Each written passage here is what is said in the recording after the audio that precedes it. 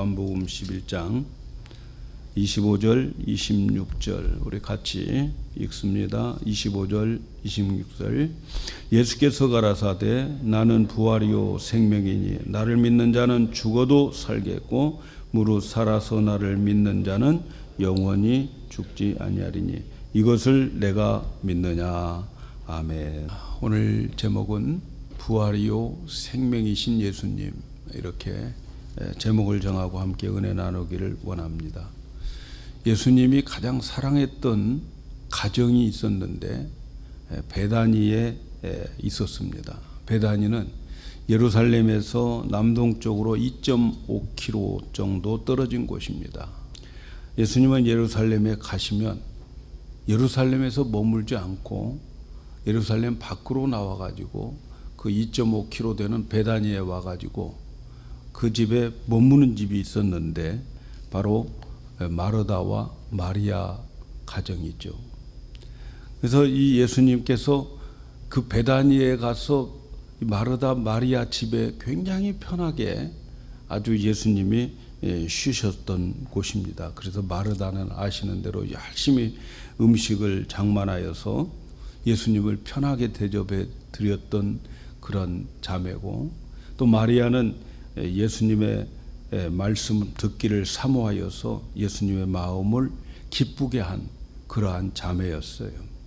오늘 우리가 11장 1절을 안 읽었지만 거기에 보면은 이 마리아는 예수님 머리에 향유를 붓고 그리고 그의 머리카락으로 예수님의 발을 씻겨드리는 그러한 자매가 이 마리아였어요. 그만큼 이 베다니에 있는 마리아 마르다의 가정은 예수님을 사랑했고 예수님도 그 가정을 얼마나 많이 사랑했는지 몰라요. 그런데 이 가정은 좀 결손 가정이에요. 부모님이 안 계셔요. 그래서 그 집의 가장은 오빠인 나사로가 그 집의 가장인 거죠. 마리아 마르다를 돌보고 먹여 살리고, 그래서 예수님도 이 나사로를 보면서 대견하게 생각하고 나사로를 굉장히 사랑했습니다. 그런데 바로 이 나사로가 병이 들었어요. 우리는 예수님이 사랑하는 가정은 병들면 안 되는 줄 생각하는데, 또 예수님도 사랑하고 예수님을 사랑하는 그 가정에 예수님이 사랑하는 자 나사로가 병에 걸렸어요. 아주 안 좋은 병일 것 같아요. 그래서 생명이 위독한 것 같아요. 그래서 예수님께 사람을 보냅니다. 사랑하는 자가 병들었나이다. 왜 하필이면 예수님이 사랑하는 집에, 왜 하필이면 예수님을 사랑하는 자가, 또 예수님이 사랑하는 그 사람이 병이 걸렸는지 좀 이해가 안 갈 때가 있어요. 우리 신앙생활을 하면서 이해하지 못하는 일들이 있을 때마다 답답하죠. 이럴 때가 답답한 거죠. 그렇게 믿음 생활 잘하는데, 그렇게 예배도 잘 드리고 그렇게 기도도 많이 하는데 왜 그 집에 그렇게 어려운 일이 있느냐. 여러분, 이럴 때가 신앙의 위기가 올 때입니다. 이때에 정신 차려야 돼요. 이때에. 이해하지 못할 때에는 여러분, 하나님의 큰 계획이 거기에 있다는 것을 알아야 돼요. 분명한 것은 하나님을 사랑하는 자들은 절대로 망하지 않는다. 이걸 우리는 기억해야 돼요. 하나님의 놀라운 계획이 그 속에 있다. 이걸 믿으셔야 돼요. 예수님은 나사로가 병들었다 하는 말을 듣고도 이 병은 죽을 병이 아니니 하나님의 영광을 위함이다. 또 하나님의 아들로 인하여서 영광을 얻게 하려 합니다. 여러분, 하나님이 사랑하는 그 가정에 왜 문제들이 생깁니까? 하나님이 그렇게 사랑하고, 그리고 이 가정도 하나님을 그렇게 사랑하는데 왜 이런 문제가 생길까? 거기에 대한 답입니다. 하나님께 영광 돌리기 위한 것이다. 이렇게 말하고 있습니다. 사랑하는 여러분의 가정에 이 문제가 있다면 여러분, 그 문제가 하나님의 영광의 도구로 하나님 삼으실 것입니다. 사랑하는 자의 병은 하나님의 영광으로, 하나님의 도구로 사용하실 겁니다. 여러분은 하나님이 사랑받는 가정입니다. 사랑받는 자녀들입니다. 그럼에도 불구하고 문제가 있습니까? 내 가족에 문제가 있습니까? 예수님을 사랑하고 하나님을 사랑하는 내 남편이 문제가 생겼습니까? 하나님을 사랑하는 아내가 문제가 생겼고, 내 자녀들이 하나님을 그렇게 사랑하는데 문제가 생겼습니까? 괴롭겠지만 참아보세요. 그 일로 인하여 하나님 영광 분명히 받으실 것입니다. 예수님은 나사로가 병들었던 것을 듣고 즉시 달려가지 않으셨어요. 사랑하는 자가 병들었는데 즉시 달려가지 않아요.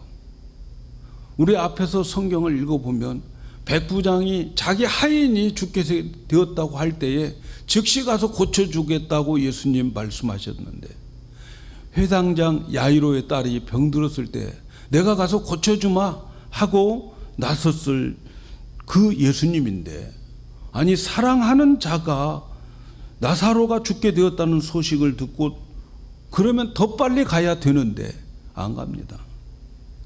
빨리 오실 줄 알았는데 안 오셔요.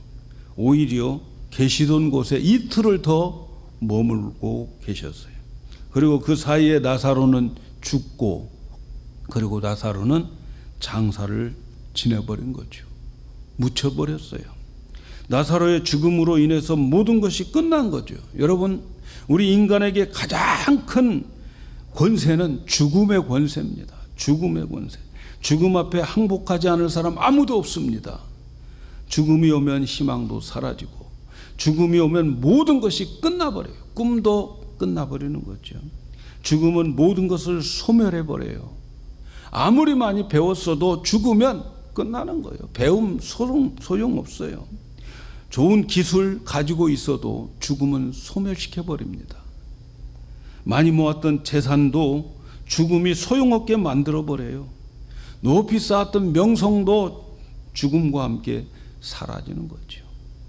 모든 사람 앞에 이 죽음의 권세가 얼마나 큰지 몰라요.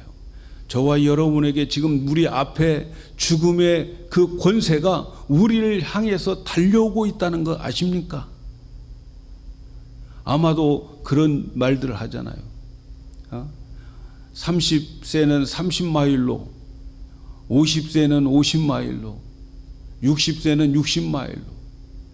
내 앞에 지금 죽음이 나를 향해서 달려오고 있습니다.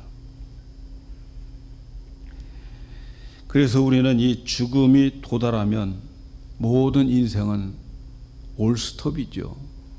동작 그만. 나사로의 죽음이 마르다와 마리아의 가정에 정말 절망으로 빠뜨려 버렸어요. 그 가정의 가장이 죽어버린 거죠. 슬픔만 남겨놓고 있는 거죠. 나사로를 무덤에 묻고 돌아온 마리아와 마르다. 그들의 마음 속에는 예수님에 대한 원망으로 가득 찼고, 예수님에 대한 섭섭함이 그들의 마음에 가득 찼어요. 예수님만 오셨다면 우리 오라비는 살아났을 것인데, 죽지 않았을 것인데, 오시지 않아서 섭섭함이 그들의 마음을 가득 채웠어요. 많은 사람들이 그들에게 와서 위로를 하고 그렇게 많은 위로를 주었지만, 그래도 그들의 마음에는 섭섭함이 가득 차 있어요. 나사로는 장사 지낸 지 4일이 지났어요. 무덤 속에 4일이 있다면 무슨 희망이 있겠습니까? 죽어서 4일이 지났어요. 무덤에 묻힌 지. 무슨 희망이 있겠어요? 그런데 지금 주님이 오신 거예요. 4일 되었는데. 예수님이 오신다는 소식을 듣고 마르다는 마증나고 나갑니다. 맞이하러 나가고, 그리고 마리아는 집에 그냥 있는 거죠. 제가 생각하기에는 두 가지. 맞이하러 나가는 마르다는 왜 이제 왔습니까? 따지러 나가는 것이고, 그리고 집에 있는 마리아는 삐져가지고 그냥 있는 거 아닌가. 예? 둘 다 똑같은 말을 해요. 마르다 예수님 만나자마자 주님이 여기에 계셨다면 우리 오빠는 살았을 건데, 마르다 맞이하러 나가서 하는 말이 그 말입니다. 나중에 예수님이 마리아가 안 나오니까 섭섭한 거죠. 기다리는 거예요. 마리아가 예수님이 기다린다는 소리를 듣고 예수님께 나갑니다. 똑같은 말합니다. 왜 이제 왔느냐는 거죠. 왜 이제 왔느냐. 그런데 예수님은 그들을 향해서 말씀합니다. 나는 부활이요 생명이다 말씀합니다. 사랑하는 여러분, 여러분이 믿는 예수님은 어떤 예수님입니까? 나의 구주라고 믿고 있는 예수님 어떤 예수님입니까?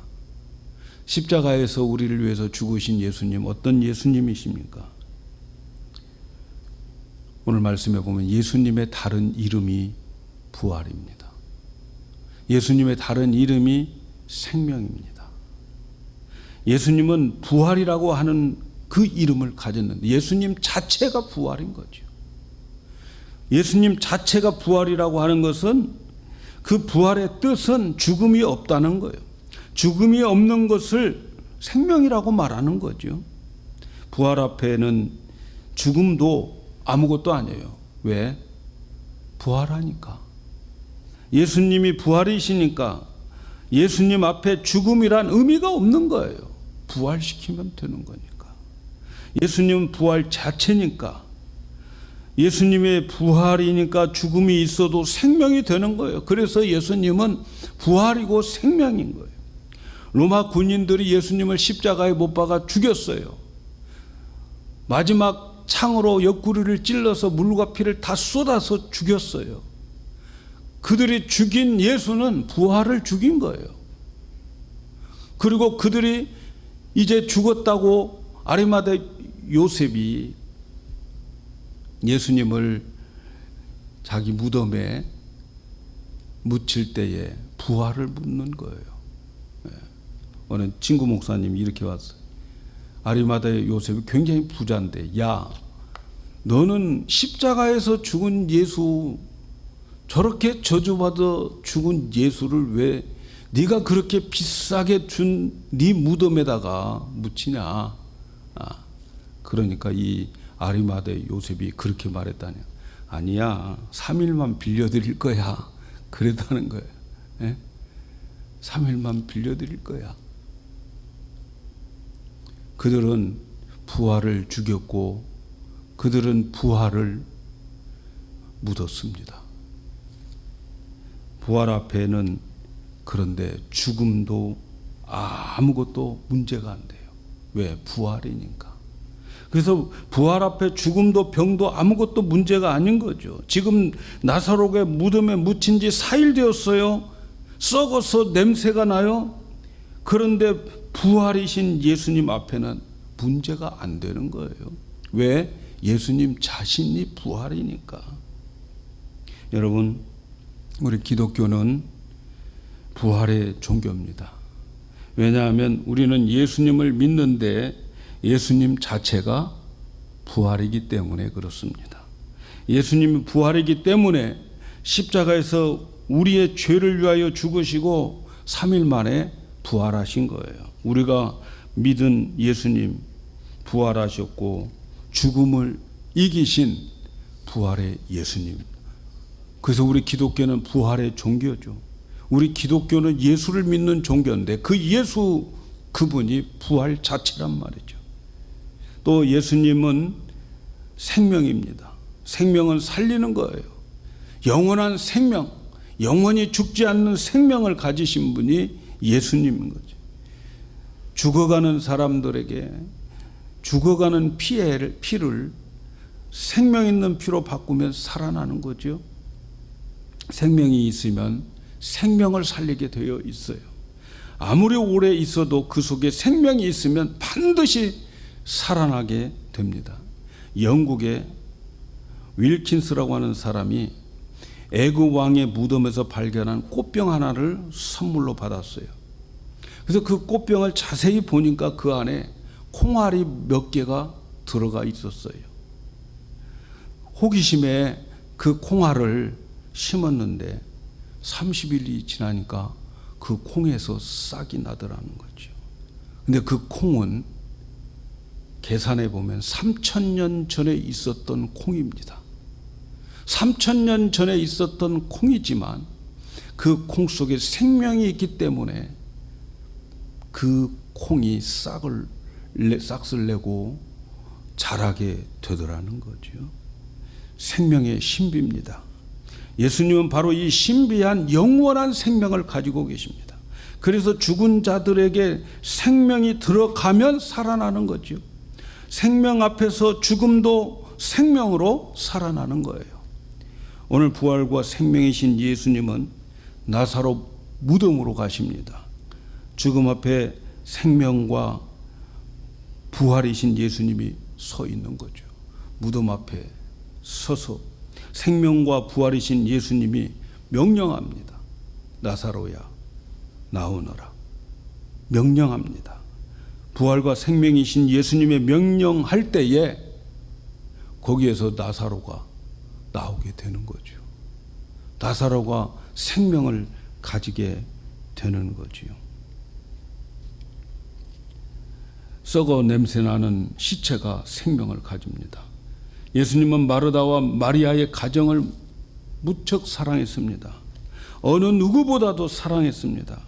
그런데 사랑하는 자가 병들었다고 하는 소식을 듣고 즉시 오지 않았습니다. 결국 나사로는 죽고 무덤에 묻히고 4일이 되었어요. 그리고 나서 무덤에 가서 나사로를 살려줍니다. 사랑하는 여러분, 왜 사랑하는 나사로를 죽어서 묻힐 때까지 예수님이 기다렸을까요? 마르다와 마리아의 가정, 왜 모른 채 했을까요?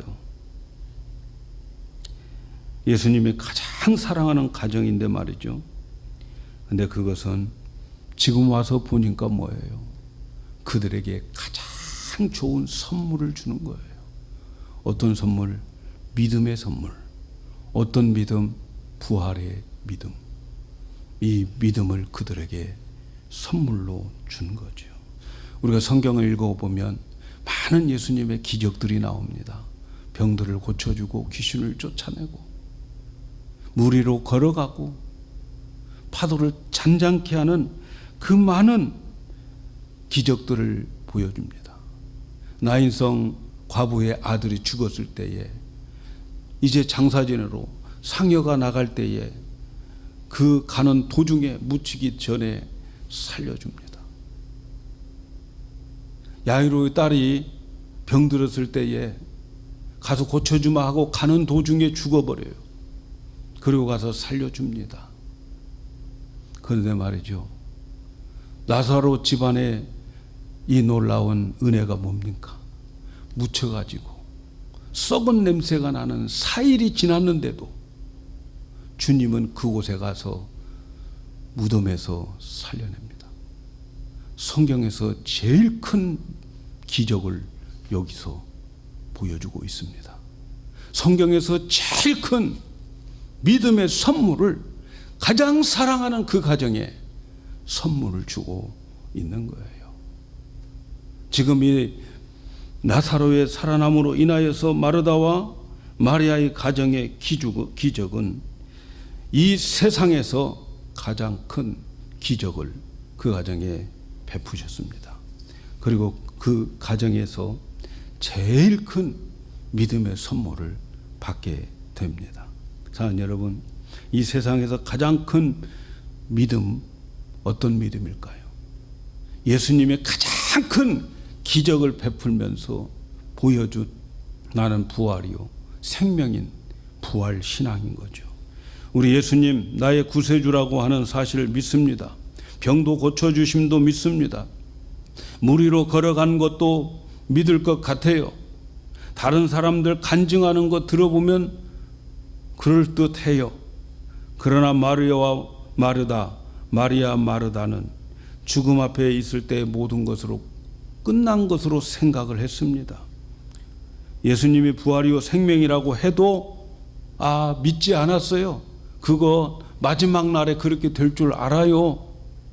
그 정도 수준이었습니다. 예수님은 그들을 보고 눈물을 흘렸다고 그래요. 사람들이 비웃는 것을 보고 마음에 통분을 느꼈다고 그래요. 왜 예수님의 마음에 통분이 생겼을까요, 여러분? 그것은 사람들이 부활 신앙을 갖지 않았기 때문에 그런 거죠. 그런데 예수님은 바로 그 마리아에게 부활의 신앙을 심어주는 거예요. 직접 보여주는 거예요. 직접 보여주는 거예요. 여러분, 예수님이 언제 눈물을 흘렸다고요? 부활 신앙을 믿지 않았을 때. 예수님 언제 통분을 느꼈다고요? 부활할 것을 믿지 않을 때에 예수님 통분하셨어요. 그런데 예수님 믿음 없는 마르다에게 나는 부활이요 생명이니 나를 믿는 자는 죽어도 살겠고 무릇 살아서 믿는 자는 영원히 죽지 아니하. 이것 믿느냐? 바로 저와 여러분에게 묻고 있는 거죠. 지금 당장 나에게 묻고 있는 거예요. 다른 사람의 간증과 소문을 들으면서 그럴 수 있다고 받아들이지만 정작 나의 가족, 나의 문제에 이런 절망적인 죽음이 왔을 때에 정말 믿느냐고 묻고 계시는 거예요. 제가 어떤 분과 대화를 하다가 요즘 코로나19 걸릴까 봐서 사람도 안 만나고 외출도 안 하고 꼼짝 않고 그러고 집안에만 있다고 말하길래 제가 농담 반 진담 반으로 당신 구원에 확신이 없으니까 건강 조심하게 그랬어요.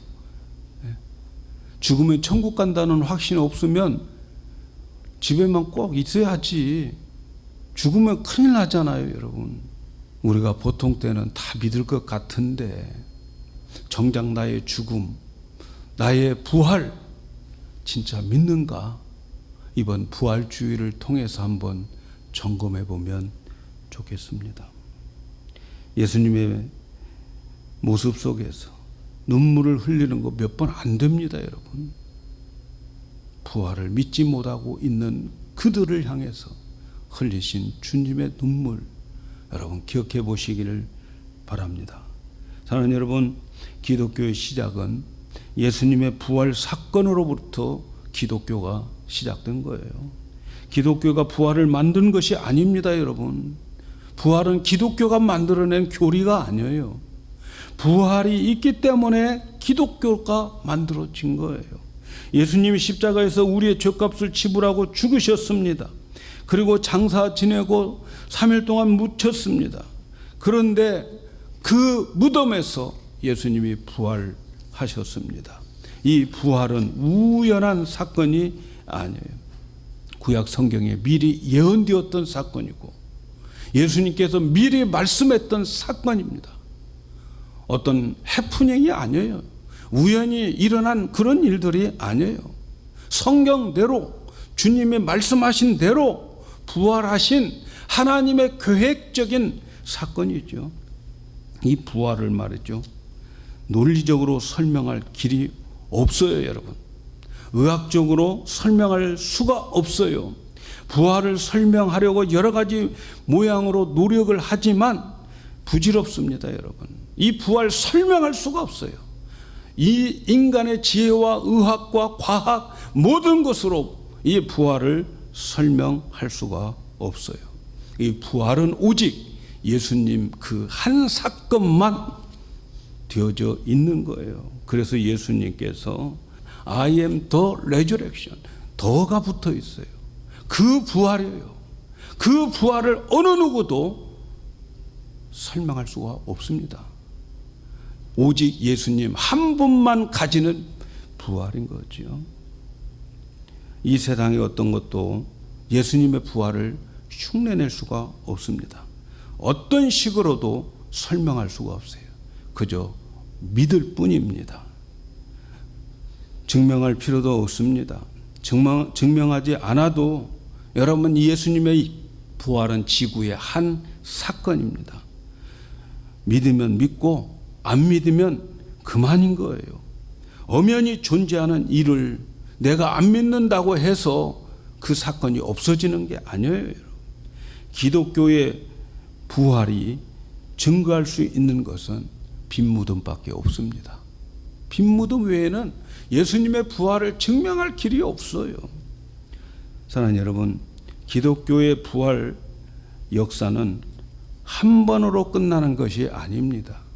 예수님의 부활의 그 한 번의 그 사건으로 기독교의 부활이 끝나는 게 아니에요. 그 한 번의 사건은 기독교의 부활의 시작인 거예요. 이제 예수님을, 그래서 성경은 부활의 첫 열매가 되었다 이렇게 말하는 거예요. 그래서 우리는 그 다음 두 번째 열매, 세 번째 열매로 이제 계속해서 부활의 열매들이 맺히게 될 것입니다. 주님이 재림하실 때에 우리는 그 부활로, 예수님의 그 부활체로 우리는 변화될 것입니다. 우리는 예수님을 영접해서 우리 안에 예수님이 계십니다. 예수님을 영접하면 예수님과 내가 하나가 되는 거예요. 한 몸이 되는 거예요. 그렇게 되면 예수님의 모든 것이 내 것이 되는 거예요. 예수님의 사건이 내 사건이 되는 거예요. 내가 예수님을 영접하면 예수님과 내가 하나가 되기 때문에 예수님의 십자가의 사건은 내가 죽은 거예요. 예수님의 부활은 내가 부활한 거예요. 예수님의 하나님 우편에 앉아 계시는 그 자리는 내 자리가 되는 거예요. 우리의 영적 위치는 거기에 있는 거예요. 그래서 예수님의 생명으로 거듭난 사람들은 예수님의 생명이 바로 나의 생명이고 예수님의 부활이 나의 부활이에요. 그러니까 저와 여러분은 예수님을 모시고 예수님을 영접해서 예수님이 내 안에 계시면 예수님의 생명이 내 안에 있고 예수님의 부활이 내 안에 있습니다. 그래서 나도 부활인 거예요. 사랑하는 여러분, 여러분은 마음에 예수님을 믿습니까? 그러면 여러분도 예수님처럼 생명과 부활을 가지고 있음도 믿으셔야 돼요. 아멘입니까? 이걸 믿으셔야 돼요. 그래서 우리도 예수님처럼 죽습니다. 예수님 죽으셨을 때 부활한 것처럼 우리도 다 죽어야 돼요. 죽음이 우리에게는 부활의 문인 거죠. 부활의 문이에요. 죽음이 우리 앞에 명백하게 존재하는 것처럼 우리 앞에 부활도 명백하게 존재하는 것을 믿으셔야 됩니다. 우리도 예수님의 부활체가 되면 영원한 천국에서 주님과 함께 살게 될 것입니다. 이것이 우리에게 가장 큰 믿음이에요. 그런데 여러분, 문제는 부활 다음의 문제입니다. 우리 모두 다 부활 신앙 가지고 있어요. 그런데 문제는 그 다음에, 부활하고 난 다음에 심판이 있다는 거예요. 어떤 심판? 상급에 대한 심판이 있습니다. 우리는 죄에 대한 심판 받지 않습니다. 그러나 우리에게는 상급에 대한 심판을 받게 됩니다. 그래서 그 심판, 행위대로 심판해서 그의 영광이 다릅니다. 어떤 사람들에게는 햇빛 같은 영광, 어떤 사람에는 달빛 같은 영광, 별빛 같은 영광, 별들 중에서 또 다른 별빛 같은 영광의 자리가 우리가 가야 할 자리입니다. 그런 거로 여러분, 고린도전서 15장에 부활장이라고 하는데, 부활에 대해서 설명을 하고 난 다음에 마지막 결론이 이겁니다. 그러므로 사랑하는 형제들아, 경고하며 흔들리지 말며 항상 주의 일에 힘쓰는 자가 되라. 이는 너희 수고가 주 안에서 헛되지 않은 줄을 알미라. 무슨 말입니까? 우리가 부활 신앙 가지고 살아가는 것 중요하지만, 그러나 부활 후에 우리에게 있는 그 심판대, 정말 부활을 믿는 사람들은 그 심판대를 기억하면서 주의 일에 더욱 힘쓰는 자들이 되라고 말씀하고 있습니다. 사랑하는 여러분, 여러분의 인생의 목적을 어디에 두고 살아갑니까? 여러분의 인생의 목표가 무엇입니까?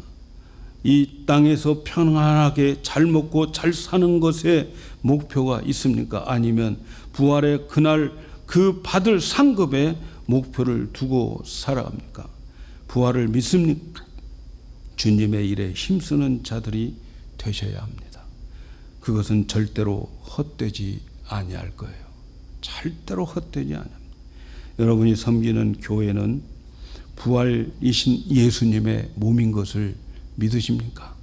이 교회는 주님의 몸입니다. 부활하신 주님의 몸입니다. 교회는 예수님의 생명체들이 모인 곳입니다. 교회부터 여러분 사랑해 보시기를 바랍니다. 주의 일에 힘쓰는 자들, 교회에 힘쓰는 자들입니다. 교회가 주님의 몸이니까. 특별히 코로나19로 교회들이 약해져 가고 있습니다. 모이는 교회가 무너져 가고 있습니다. 사람들이 많이 말을 합니다. 이런 식으로 가다가는 교회에 모임 필요 없다. 인터넷으로 예배드리고 말자. 그러나 여러분, 우리 영광교회는 그런 일 없습니다. 모이기에 패하는 일 없습니다. 이럴수록 더 우리는 부활신앙을 가지고 살아가야 되는 거죠. 모이는 교회, 무너지고 있는 이때에 이번 부활주의를 맞이해서 부활신앙을 가지고 코로나19도 이기고 죽음도 이기고 주님의 교회를 다시 회복해서 힘써 부활의 아침에 큰 상을 받는 우리 모두가 되기를 예수님의 이름으로 축복합니다.